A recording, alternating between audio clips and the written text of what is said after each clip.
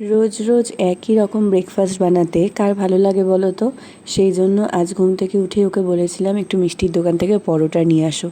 রোজই বানাতে বানাতে বোরও হয়ে গেছি, আর একটু মিষ্টির দোকানের পরোটাটা খেতেও ইচ্ছা করছিল, কারণ এই মিষ্টির দোকানে যে তরকারিটা বানায় আলুর, ওটা আমার খেতে বড়ই ভালো লাগে। তো তারপরে ও নিয়ে চলে আসলো, আর আমি এখানে ভালো করে বেঁধে রেখে দিলাম, কারণ খেতে এখনও বেশ কিছুটা দেরি আছে। আজকে যেহেতু ব্রেকফাস্ট বানানো নেই, তার মানে অনেকটাই ফ্রি টাইম আছে। তো আজকে আমি ঠিক করেছি আজকের দিনটা আমি ভালো করে সেলফ কেয়ার করব, মানে বাংলায়, খাঁটি বাংলায় যেটাকে বলে রূপচর্চা। তার জন্য চালের গুঁড়ো লাগবে, যেটা আমার কাছে নেই। তো সেই জন্য চালের গুঁড়োর মতন কিছু একটা বানানোর জন্য এখানে আমি একটু চাল নিলাম, নিয়ে সেটাকে জাস্ট ফুটে যাবে সেই অবধি গরম জলে ভিজিয়ে রেখে দেবো।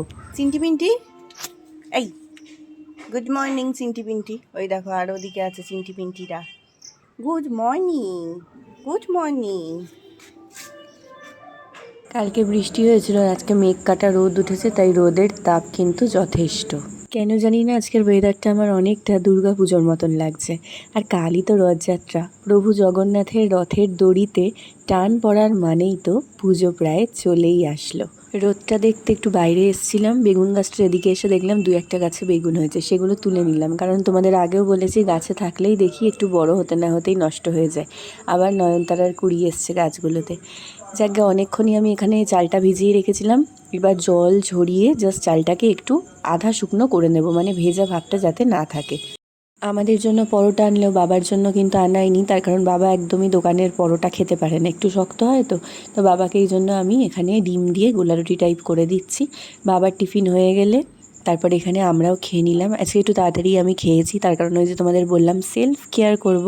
আর শুধু কি সেলফ কেয়ার, ব্রেকফাস্ট বাদ থাকলে আরও অন্যান্য অনেক কাজের কথা মাথায় আসে, সেগুলো আমি মাঝখানে সেরে নিয়েছি। আমি কিন্তু বিয়ের অনেক আগে থেকেই, মানে মায়ের কাছে থাকতেই আমার হেয়ার কেয়ার আর স্কিন কেয়ারটা প্রপারভাবে করতে পারতাম।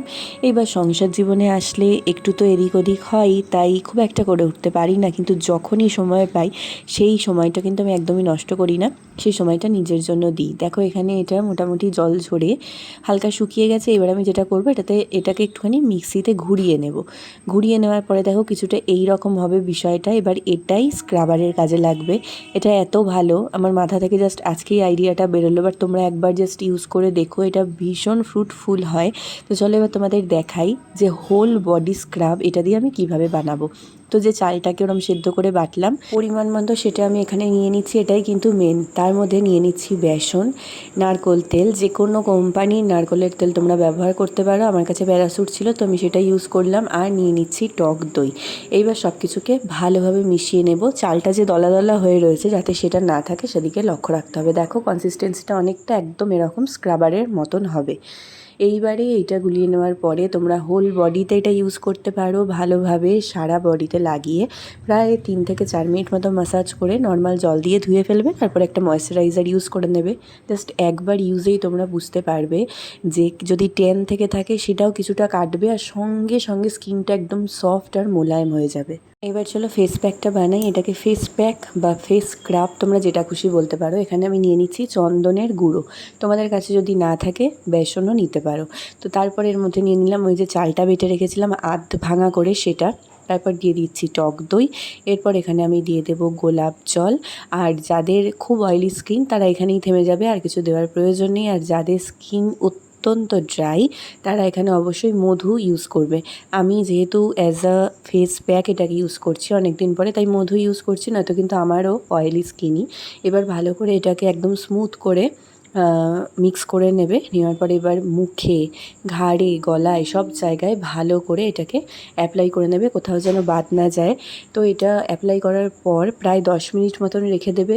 আর যখনই দেখবি মুখটা একটুখানি টান ধরছে, হ্যাঁ একটা কথা কিন্তু বলার, সেটা হচ্ছে চন্দন লাগিয়ে কিন্তু কখনো কারোর সাথে কথা বলবে না, তাহলে কিন্তু মুখে রিঙ্কেল চলে আসবে। এমনিতেও ফেস প্যাক লাগিয়ে কথা বলা উচিত না, কিন্তু আমি প্রচণ্ড বলি, যাই হোক আজকে বলিনি।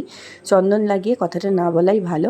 তো ভালো করে এটাকে অ্যাপ্লাই করে নিয়ে 10 মিনিট মতন রাখবে। তারপরে তোমরা জাস্ট দেখো পার্থক্যটা। আমার মুখে কতটা বুঝতে পারছো আমি জানি না। আমি একটা ময়েশ্চারাইজার লাগিয়ে নিয়েছি, সেটা হচ্ছে অ্যালোভেরা জেল, যেটা আবার ঘেমে অর্ধেক বেরিয়েও গেছে, এত গরম। তো দেখো তোমরা জাস্ট গ্লোটা, আর এত সফট হয়ে যাবে না বডি স্ক্রাব বা ফেস স্ক্রাব, যেটা আমি তোমাদের দেখালাম সেটা একবার ইউজ করলে যে তোমরা এই জিনিস দুটোর জাস্ট প্রেমে পড়ে যাবে।